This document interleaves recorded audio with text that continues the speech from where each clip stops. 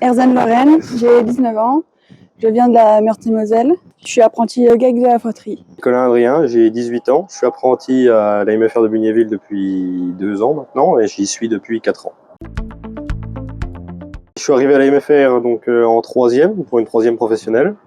Et puis du coup j'ai poursuivi par 3 ans de bac. Je suis arrivé à la MFR de Bugnéville en seconde et puis je continue en terminale bac pro CGA à Bugnéville.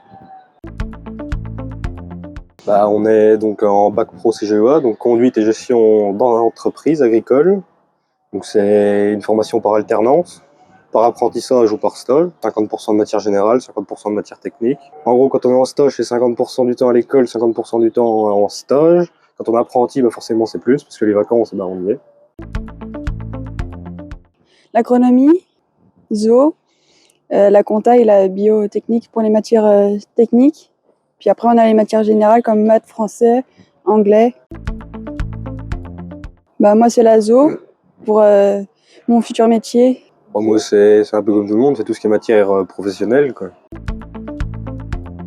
Alors moi, je suis apprentie au GAEC de la froterie en Meurthe-et-Moselle à Chanteux. C'est une ferme polyculture élevage avec plus ou moins 120 vaches en traite robotisée.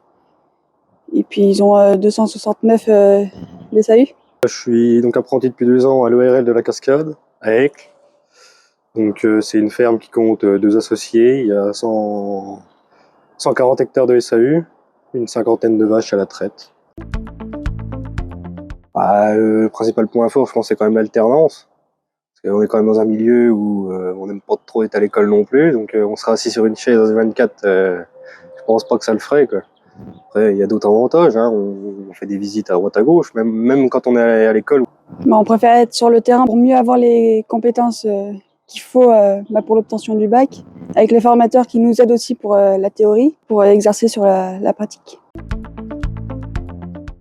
Mon projet, moi, c'est de poursuivre en BTS-PA pour ensuite faire une formation CAFTI pour être inséminatrice. Mon projet, c'est l'année prochaine un BTS, AX, puis par la suite une installation. Moi, j'étais hors pour Guignécourt. Puis moi, je pense que ça sera les MFR de Ramonchamp.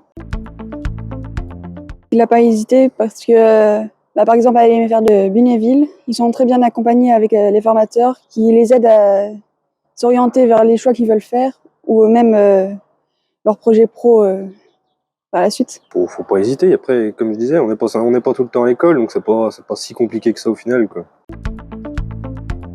Certainement une agriculture plus stricte, déjà au niveau des normes écologiques. Après, une agriculture plus robotisée aussi, certainement, c'est déjà le cas. Et avec sûrement du matériel plus performant, quoi. Et pour le côté phytosanitaire, des diminutions des doses homologuées pour préserver la biodiversité.